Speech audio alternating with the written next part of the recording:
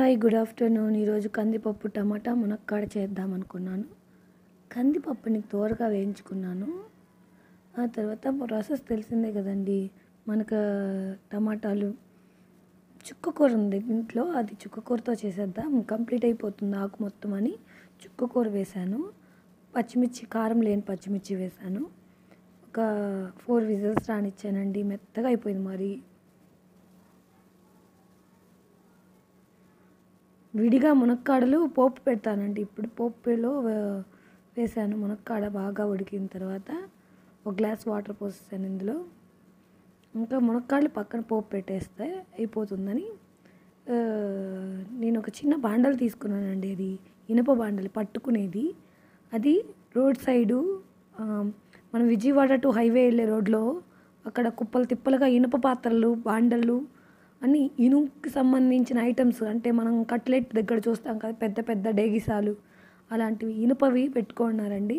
వాళ్ళ దగ్గర తీసుకున్నాను. 150, చాలా చీప్ అనిపించింది.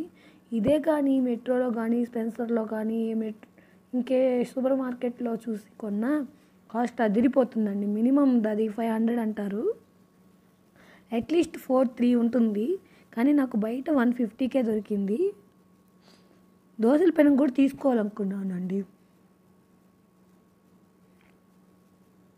ఎందుకో కుదరలే. దోశల పెనం అంటే తవా కొంచెం లావుగా ఉండేది. చపాతీలకి వేరుగా, దీనికి వేరుగా, దోశకి వేరుగా పెట్టుకోవాలనుకున్నాను. నాన్ స్టిక్స్ ఉన్నాయి కానీ వాటి మీద నా చపాతీ వేస్తే త్వరగా మాడిపోద్ది.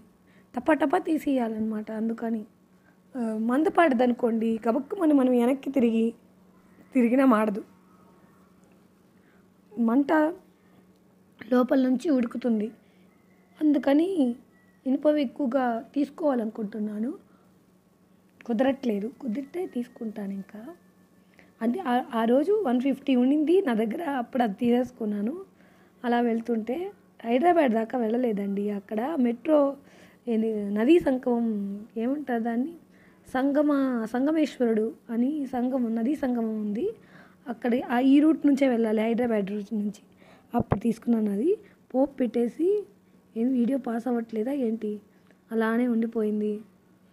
పోపు పెట్టేస్తే ఇంకా పోపు కంప్లీట్గా అయిపోతే సరిపోతుంది. మునక్కాడ సగం ఉడికిచ్చానండి బయటనే బాండల్లోనే. పోపులో వాటర్ వేసి తర్వాత మళ్ళీ ఈ పప్పులో కలిపేసాను. అది విజిల్ పోయేంత వరకు ఇంకా అలాగే ఉంచేసి కాసేపు అయినాక వెళ్ళాను. మళ్ళీ విజిల్ పోయింది. ఆ తర్వాత ఆ మునక్కాడలు, పోపు అన్నీ వేసి పప్పులో వేసి కలిపి, ఇంకా తెలిసిందే కదా, వినిపేసి పెట్టేయడమే.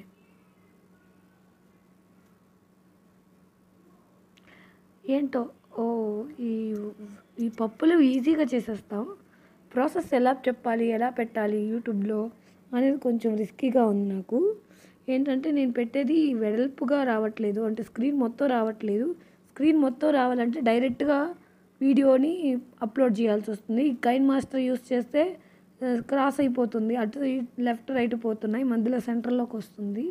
దీన్ని ల్యాప్టాప్కి ఎక్కించి తీసి పెడితే మళ్ళీ మామూలుగానే వస్తుంది.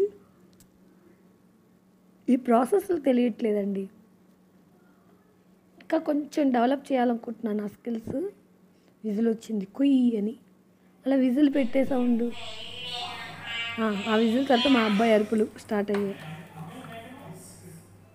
టీవీ వదలట్లేదండి బాబు.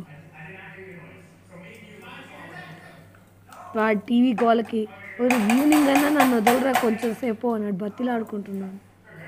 నేను టీవీ చూడనండి, అస్సలు చూడను, ఓన్లీ లిజనింగే. ఎప్పుడు పాటలు వింటూ వర్క్ చేసేసుకుంటూ ఉంటాను. సాంగ్ అయిపోయింది అనుకోండి, 6 minutes అయిపోయినట్టు అయితే 4 గీకేనా, గట్టిగా గీకేనా, చూసారా, బాగుంది కదండి. అది 150 అంటే మీరు నమ్ముతారా? మీకు కావాలంటే నేను తెచ్చి పెడతాను. ఎందుకు, హైవే మీదకి వెళ్తే అవి దొరుకుతాయి. కాకపోతే విజయవాడ టు హైదరాబాద్ హైవే. వైజాగ్ అన్నానా ఇందాకేమన్నా, హైదరాబాద్ అన్నానా, నా డౌట్. ఏం మాట్లాడుతున్నానో నాకే తెలియదు. కొంచెం సాల్ట్ వేసాను. ఇందాక మునక్కాడల్లో కొంచెం వేస్తున్నాను.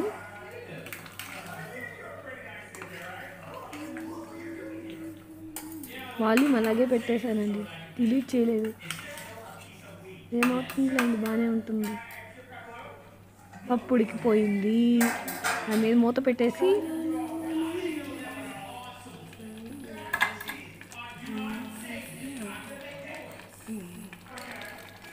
ఉడికిపోయినా కూడా అట్లాగే వదిలేసి వచ్చి కొంచెం మాడబెట్టిన మళ్ళీ అడిగి. ఇప్పుడు కాదండి, లాస్ట్లో చివరిలో వేసుకునేటప్పుడు తెలిసిందనమాట.